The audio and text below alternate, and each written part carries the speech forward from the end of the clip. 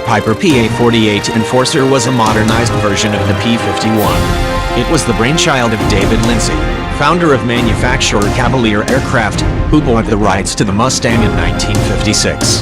The P-51 eventually became the Turbo Mustang III. But in 1968, in response to an Air Force search for a counterinsurgency aircraft to fight in Southeast Asia, Lindsay moved the Turbo Mustang III and himself over to Piper Aircraft, maker of popular aircraft such as the Piper Cub. What emerged in 1971 was the PA-48 Enforcer, Piper's bid for the coin contract. While fast combat jets are sexier, the idea of a propeller-driven aircraft for coin work makes sense. Their slower speed allows them to loiter over jungle to provide air support or spot guerrillas.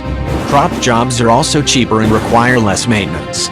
A P-51 cost $51,000 in 1945, or about $675,000 today.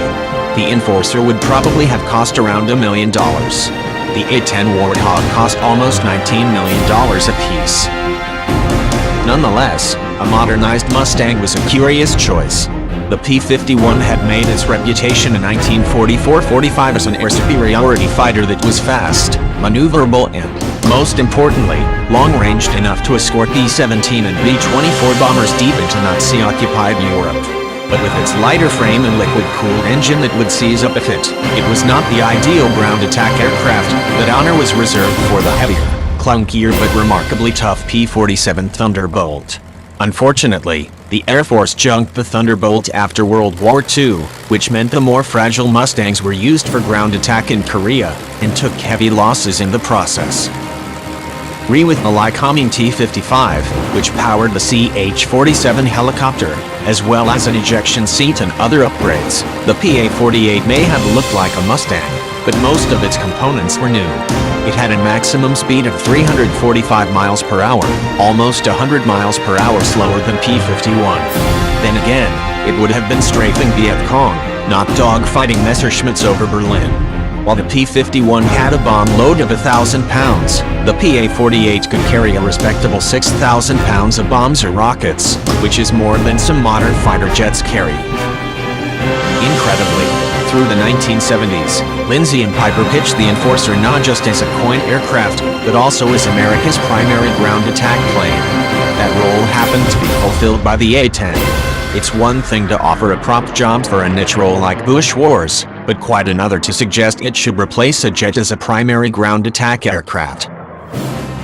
Not surprisingly, the Air Force said no thanks.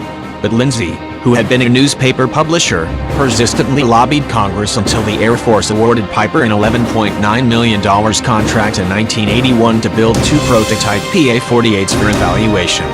War is Born Joseph Treberthick obtained a copy of the Air Force test report through the Freedom of Information Act. While the testers found the Enforcer easy to operate and maintain, they also concluded it was underpowered, lacked maneuverability with a full bomb load and was too fragile. On the other hand, compared to a heavily armored A-10, almost any aircraft would look fragile. But the air defense environment has become only more hostile since World War II. Not only are nations like Russia deploying more sophisticated surface-to-air missiles, like the S-400, but even irregular armies and terrorist groups like ISIS and Hezbollah are well equipped with anti-aircraft missiles and guns. Combat missions for the F-35 will be challenging enough, even with stealth. The skies would be absolutely lethal for a 1945 aircraft. True, the PA-48 would have been cheaper, but this virtue is rooted in a time when human life was cheaper. America lost almost 44,000 Army Air Force, precursor to the U.S. Air Force, aircraft overseas during the Second World War, plus another 14,000 in training accidents in the United States. More than 40,000 airmen were killed in combat theaters, and that figure was even worse for the Germans and Japanese. The P-51 was considered high-tech for its time. But World War II aircraft and their pilots were essentially flying bullets, to be expended like so much ammunition in a massive war of attrition. Even Operation Rolling Thunder in Vietnam cost more than 900 aircraft.